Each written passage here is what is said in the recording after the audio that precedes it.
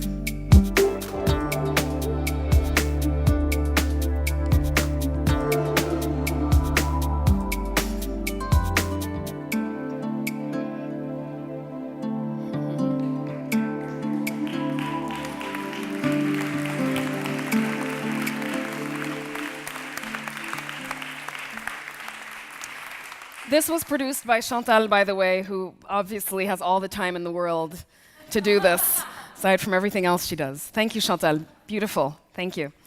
So now we're moving on to my 3 other friends here. Has it ever occurred to anyone that escaping your family can be a vehicle for social change? Caroline didn't want to be another statistic as a child bride. She saw her sisters married off as teenagers, very young. The same for Judy. Her escape was education, something she pursued before actually falling in love and marrying, as opposed to it being planned for her. Both are from Kenya. But this is not just an African phenomenon. Here we have Father George Menamparampil, right? I did it. Who's on the front lines every day in India, rescuing children as well. Just to give you an idea, over 700 million women alive today were married as young girls. So joining us are Caroline, Judy, and Father George.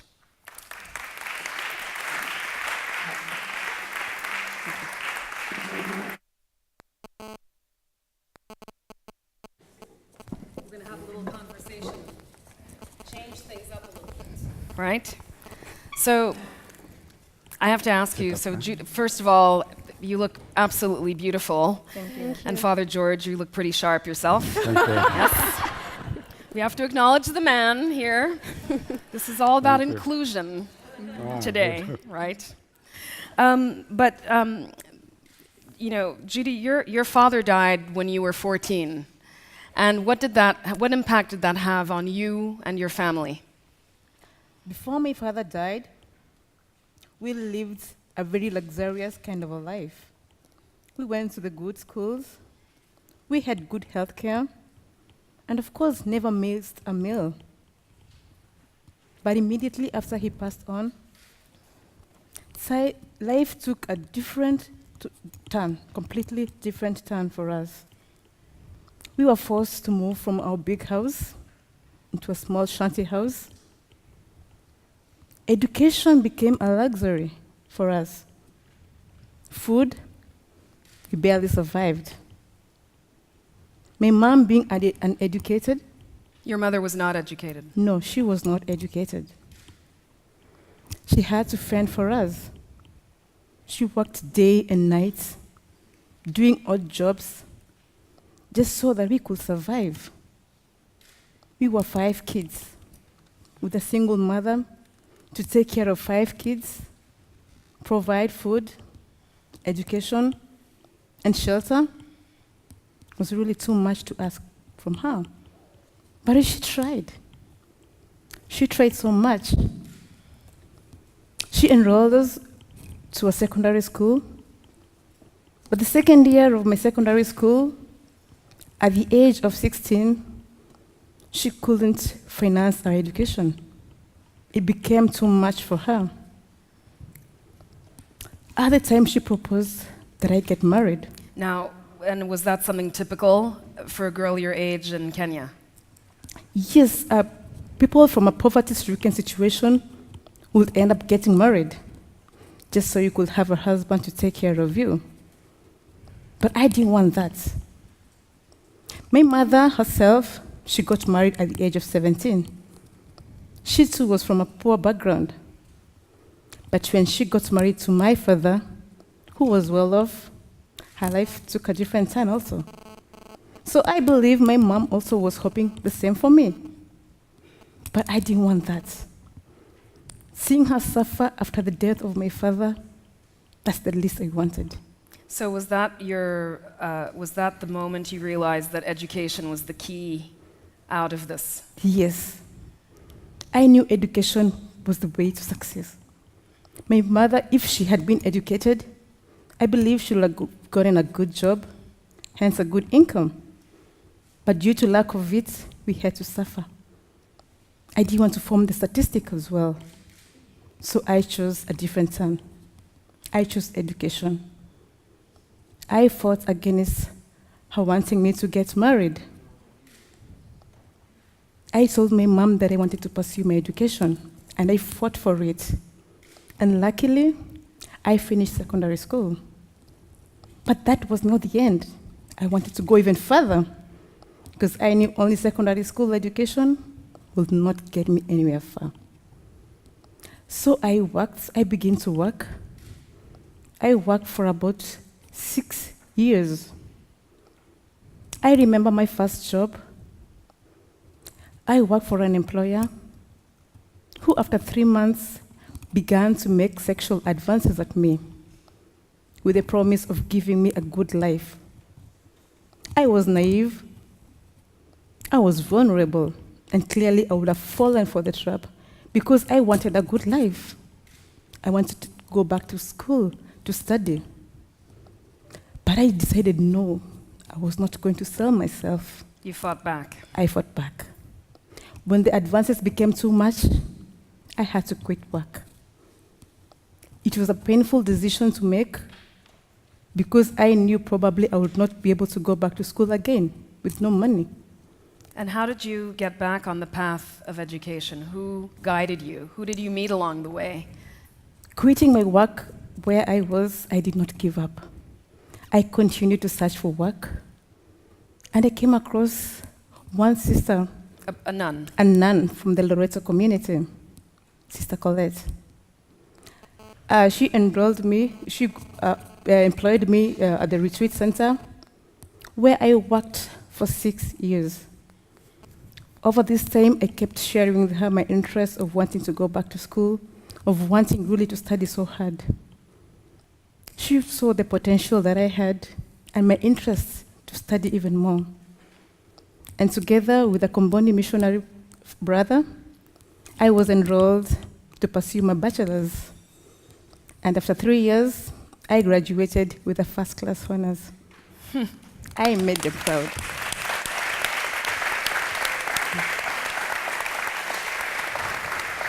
And where do you think your life would be now if you had not come across this nun? Girls in my kind of situation at the time, many that I knew ended up getting married. And of course, with marriage, they have never lived any good life. Many are suffering violence. I know of a friend who also got infected in the process. Infected. With HIV/AIDS. Right now, she's taking care of her child single-handedly. The husband abandoned her. And many other friends that I know who've given birth to more than even 5 kids. Living in a poverty-stricken situation, it's really a pity. Caroline, you're 22 now, but Yes. you left home at 15. Why would you leave home at 15? Well, it's a sad reality to report that I come from a community that is very well male-dominated. And to prove this, it's through my mother. my mother's life. She cannot give her voice out as a wife and as a mother in our family. This is because being in the male-dominated community, my father cannot allow that, and being a drunkard cannot even give the time for my mother to make decision to participate in the planning of the family. I could not tolerate to have myself live the same life she led, life full of poverty, regrets, and cries.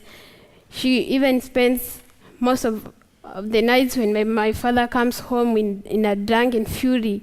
We spend the night outside in cold and waiting to go to school the following day. I could not see myself in future having the same. Secondly is through my sisters who married very young.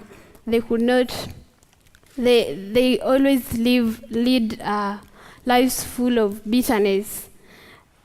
They lead lives to and from my mother's place. They come seek for help, which my mother can't even provide. They don't even have voices where they are married. They regret being married earlier. I declared to myself that I won't live this life, and I had to run out of home because I knew if I continued staying there, I'll get married and get to live the same life. So I just had to go. You say you declared this to yourself. Yes. But what other choice did you have? The very other choice I had is to just run out of home and go to Nairobi, the capital city of Kenya, where I went and looked for a job. And of course, I got a job, and I worked as a house girl. A house girl. You worked yes, as a domestic. Yes. Uh-huh. Another demoralizing part of my life, I did not enjoy this, but I had to be out of home and be far away from that life of being married early. So I just had to keep on working as a house girl, a life full of torture and so many complaints and a lot of work. I had no experience of living with a family, not my own, so I just... They mistreated you? Yes, it was all about quarrels and misunderstandings because they could not understand my language, I could not understand theirs, and they could not understand that I had no experience of work to work for someone and do it as they wished to be done perfectly. So it was a misery again for me, but I had to stay there to escape marriage. So it was a better way, working that way was a better way for you to gain your own independence in a way. Yeah, I embraced the idea than being home. So who helped you pursue your education? Because something told you this is what you needed to do. Well, thank God to my God and the Jesuit fathers. Through my cousins, I got to know about a school in Nairobi near Kibera slums by the name St. Aloysius Gonzaga Secondary School. This school offers education scholarships to the very needy and bright kids from Kibera slums. And through my cousins, I got to know the school, visited the school, did the interviews. After the 3 years, I couldn't believe that I can write and do what other children are doing in school. It was a miracle for me. I did the interviews and I passed very well, and I was enrolled in the school come 2012. So I was a student by then. You know, I have to say that's fantastic because you got out of it on your own and your own determination with a little help from the Jesuits and from your cousins. But, you know, you're very brave to be here, right, to talk about this so openly. What would you like to tell the girls back home in Kenya and everywhere else? What is your message to them, to to girls who are vulnerable, like the two of you? Or who were, I should say. You're not anymore. Well, my advice is that every young girl deserves an education. And it will not come to you on a silver platter. You have to stand and fight for it. In my society, women are not respected, much less if you are uneducated.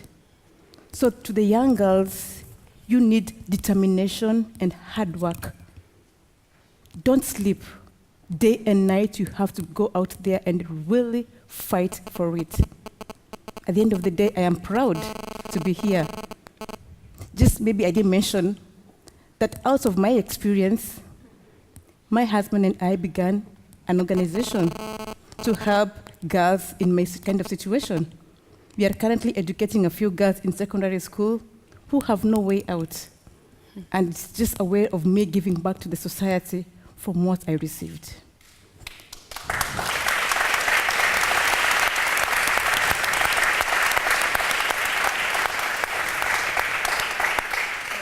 Father George, the other day we were talking, and one of the things, you said something that struck me, which is in India, the life of a cow is more valuable than the life of a girl. You have to explain this to me. Yeah, Magali, it's not me who said it first. I'm just repeating it. Is it true? And the fact is that in many areas of India, the punishment for harassing a cow is more severe than for harassing a girl. So it's better to be a cow than to be a woman. You will be respected more. You will be looked after better if you are a cow rather than a girl. That's a fact of reality. Sad. Not all over India and not everyone, but it is there. You're on the ground. You're on the front lines. You're seeing this every day. What's your fight for women on the ground? What do you do? It's a fact that the maximum number of child marriages take place in India. Don Bosco has always been looking for ways to fight against this. Among the many methods that we have tried successfully, the most interesting would probably be the one of a children's parliament. I don't mean the parliament in New Delhi discussing the problems of the child. Let's be clear, yes. But the children, the teenagers in the village, we organize them into the parliament of their own. It's the parliament of the village, children's parliament in that village. They are all members of parliament. They elect a prime minister and 2 or 3 other ministers. And when a problem comes up, particularly affecting the children, they inform the ministers. For instance, a child is going to be married soon. They inform the ministers. And the ministers convoke the parliament. They discuss the problem. They form a delegation, and a group of them go to the parents and tell them, you can't do this. And they have all the arguments that we have trained them in, and try to persuade them to postpone or to cancel the engagement, to cancel the marriage. If they don't, they threaten them, and they actually do it. They go and inform the Child Welfare Committee, which is a structure of the government to deal with problems of children. And if nothing happens, the children will inform the police, because it's against the law. Child marriage is against the law officially. If nothing still happens, they go to Don Bosco, the staff of Don Bosco, and ultimately... That's you. That's me or our staff. Right. We go to the police, and then the weight of Don Bosco's influence comes in, and some action is taken. We have over 500 parliaments of this sort spread over 3 states of India. And I think we have successfully blocked several hundred child marriages. Thank you.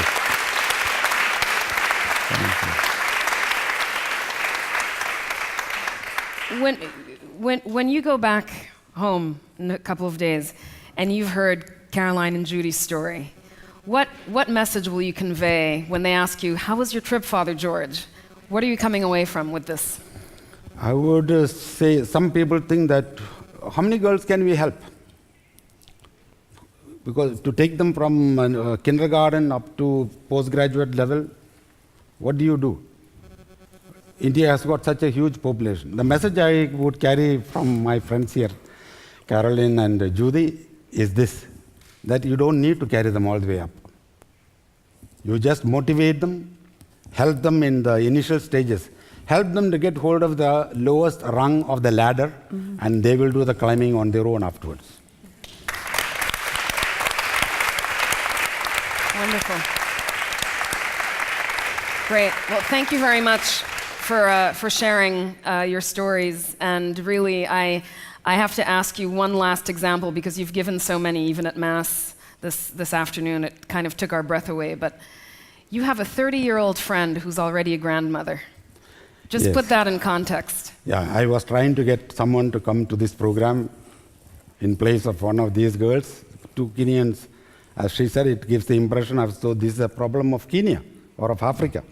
We wanted to bring someone from India, and we had various problems, we couldn't. But one of the girls, when talking with her, she said, she's 22 now, she's a grand aunt. Her elder sister, who is 30 years old, is a grandmother. She is 30, she married at the age of 14, her daughter married at the age of 14, and she has a child. So this woman at the age of 30 is already a grandmother. And another example of this getting hold of the bottom rung of the ladder is actually the help from Fidel Goods Foundation. They are supporting us, helping us to support the education of 180 girls, tribal girls from Northeast India, who would not have been able to continue their studies if they had not got some initial help. We are helping them to reach the bottom rung, helping them to complete high school, thanks to this foundation, which is actually, I think, sponsoring also this program. Wonderful. Thank you. Thank you very much. Thank you. for your stories. Thank you. Thank you. Thank you.